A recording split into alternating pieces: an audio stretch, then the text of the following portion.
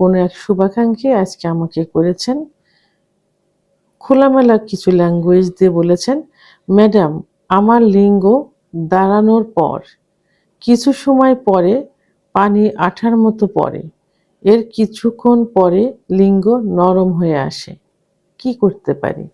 দেশের এবং প্রবাসের ভাই বোনদের প্রতি সালাম। আসসালামু আলাইকুম। আমি প্রভাষক ডাক্তার রিক্তা পারভিন, হোমিওপ্যাথি এবং আয়ুর্বেদিক চিকিৎসক। চেম্বার সেবা হোমিও কমপ্লেক্স অ্যান্ড সেবা ডিজিটাল ল্যাব, উপজেলা মডেল মসজিদের পূর্ব পাশে, শিমুলিয়া, মাগুরা। আজকে খুব গুরুত্বপূর্ণ একটা কমেন্টসের বিষয় নিয়ে আলোচনা করব, যে কমেন্টসটা যুবক, মধ্যবয়স্ক, বয়স্ক সবারই থেকে থাকে এবং সবাই এর চিকিৎসা নিতে চায়, এমনই একটা কমেন্ট। ধন্যবাদ ভাইয়া, খুব সুন্দর একটা কমেন্টস করার জন্য। একই প্রশ্ন হুবহু প্রত্যেকটা পুরুষেরই কিন্তু থেকে যায়, যেমন লিঙ্গ একটু উত্থান হলেই, একটু সেক্সুয়াল কিছু কল্পনা করলে, পর্নোগ্রাফি দেখলে, স্ত্রীকে নিয়ে ভাবলে, পার্টনারকে নিয়ে ভাবলে, সর্বোপরি লিঙ্গ একটু উত্থান হলেই, একটু দাঁড়ালেই লালা বিজলা পানির মতো বেরিয়ে লিঙ্গ নিস্তেজ হয়ে যায়। এমনই প্রশ্ন থাকে যুবকদের, যৌবনের শুরুর পর থেকে 20-22 বছর বয়সের যুবকদের, মধ্যবয়স্কদের এবং বয়স্কদেরও প্রশ্ন থেকে থাকে। বয়স্করা বলে থাকে যে একটু কিছু দেখলেই, রোড দিয়ে হাঁটছি, পথে যদি একটু ভালো কোনো মেয়ের দিকে নজর যায় তো একটু উত্থান হলে লালা বিজলা বেরিয়ে যায়। তো আসলে এটা নিয়ে এক একজনের এক একটা মন্তব্য থাকে। অনেকে বলে যে লালা বিজলা বেরিয়ে একদম শরীর দুর্বল হয়ে যায়। অনেকে বলে যে মাথা টাথা ঘোরে, চোখে অন্ধকার দেখা যায়, লিঙ্গ নিস্তেজ হয়ে যায়। আবার অনেকের ধারণা থাকে যে এর কারণে সেক্সুয়াল অক্ষমতা চলে আসছে, যৌন অক্ষমতা আসছে এই লালা বিজলা ভাঙার কারণে, ইত্যাদি। আসলে এই লালা বিজলাটা কি? এই লালা বিজলাটাকে মিউকাস বলা হয়।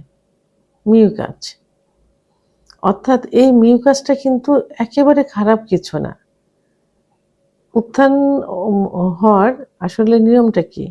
যে আপনি যখন স্ত্রীর কাছে, পার্টনারের কাছে যাবেন, তখন সেক্সুয়াল বিষয়ে, যখন আপনি সেক্সে যাবেন, তখন সেক্সুয়াল বিষয়ে ভাবলে, তাকে ফোরপ্লে করলে, তাকে দেখলে কিন্তু কি হয়, সেক্স উত্তেজনা আসে। সেক্স উত্তেজনা আসলে সমস্ত শরীরে ব্লাড সার্কুলেশন হয়, তখন লিঙ্গের উত্থান হয়।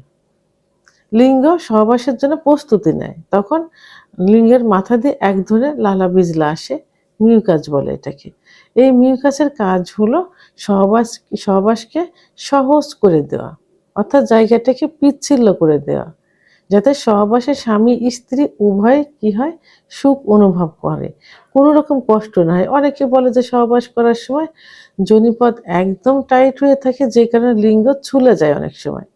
আবার অনেক স্ত্রীদের অভিযোগ থাকে যে সহবাসের সময় জায়গা পিচ্ছিল্য হয় না, জ্বালা পোড়া করে, ব্যথা করে ছুলে যায়। তো এই যে সমস্যাটা স্বামী স্ত্রী দুজনেরই হয়, তো এখানে যদি ফোরপ্লে করার পর স্বামী স্ত্রীর যদি অর্গাজম হয়, মিউকাসটা বের হয়, তাহলে কিন্তু এটা হয় না, জায়গাটা পিচ্ছিল্য হয়। আবার যদি স্ত্রী না হলো, স্বামীর যদি এই মিউকাসটা বের হয়, তাহলে জায়গাটা পিচ্ছিল্য হয়ে যাবে, সহবাসে কোনো সমস্যা হবে না। তাহলে এই যে উত্থান হলে লালা বিজলা বের হয়ে যায়, এটা খারাপ কিছু না। কিন্তু অযথা যদি কল্পনা করে, অযথা যদি পর্নোগ্রাফি দেখে এবং অযথা যদি মেয়েদের দিকে খারাপ দৃষ্টিতে তাকায়, তখন যে এইটা আসে, মিউকাসটা আসে, তো এটা তো আপনার সহবাসের সময় আসার কথা, তখন আসবে। আপনারা অযথা এটা করেন, যে কারণে আপনাদের এটা আসলে আসলে এটা খারাপ কিছু না। আবার অনেকের প্রশ্ন থাকে, বলে যে প্রসাব করার সময়, টয়লেট করার সময় একটু প্রেসার কেদ বা কোদ দিলে লালা বিজলা পানির মতো বের হয়। এটাও আসলে ভয়ের কিছু নেই। এটা প্রোস্টেট ফ্লুইড, প্রোস্টেটে যে ফ্লুইডটা থাকে, সেই ফ্লুইডটা বের হয়। তো এর জন্য কি করতে হবে?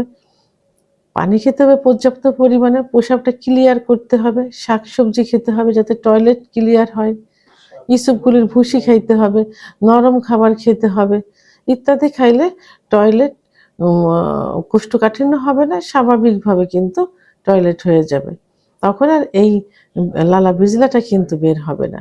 তাহলে এই যে আঠালো পদার্থ বের হয়ে যাওয়া, এটা ভয়ের কোনো কারণ না।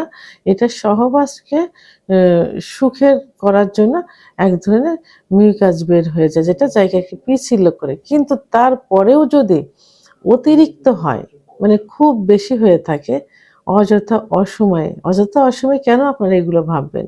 এগুলো ভাবেন দেখেই তো এটা হয়, কিন্তু নিয়মটা তো সহবাসের সময়। তারপরেও যদি এটা হয়, তখন কি অনেকের মনে একটা ধারণা থাকে এটা ভাঙার কারণে যৌন অক্ষমতা আসছে, এটা হওয়ার কারণে আমার শরীর দুর্বল হয়ে যাচ্ছে, হাত পা শুকায় যাচ্ছে ইত্যাদি ধারণা থাকে। তা আপনারা কোনো দুশ্চিন্তা না করে একজন অভিজ্ঞ সম্পন্ন রেজিস্টারকৃত হোমিওপ্যাথি ডাক্তারের শরণাপন্ন হবেন। কারণ একমাত্র হোমিওপ্যাথির চিকিৎসার মাধ্যমেই কিন্তু প্রত্যেকটা রোগের লক্ষণ ভেদে ওষুধ দেওয়া সম্ভব। তো সেক্ষেত্রে আপনারা একজন অভিজ্ঞ সম্পন্ন রেজিস্টারকৃত হোমিওপ্যাথি ডাক্তারের শরণাপন্ন হবেন। আর যে শুভাকাঙ্ক্ষী আমাকে কমেন্টস করেছেন, যদি আপনার আমার চিকিৎসার প্রয়োজন হয়ে থাকে, ভিডিওর স্ক্রিনে লাস্টে 58 নাম্বার আমার হোয়াটসঅ্যাপ নাম্বার, আপনি এখানে আমার সঙ্গে যোগাযোগ করুন। আমি সুন্দর একটা চিকিৎসা দেওয়ার চেষ্টা করব ইনশাল্লাহ। ভিডিওটি সম্পর্কে যদি কোনো মতামত থেকে থাকে অবশ্যই কমেন্টসের মাধ্যমে জানাবেন। আর ভিডিওটি ভালো লাগলে লাইক, কমেন্ট, সাবস্ক্রাইব করে আমার সঙ্গে থাকুন। আল্লাহ হাফেজ।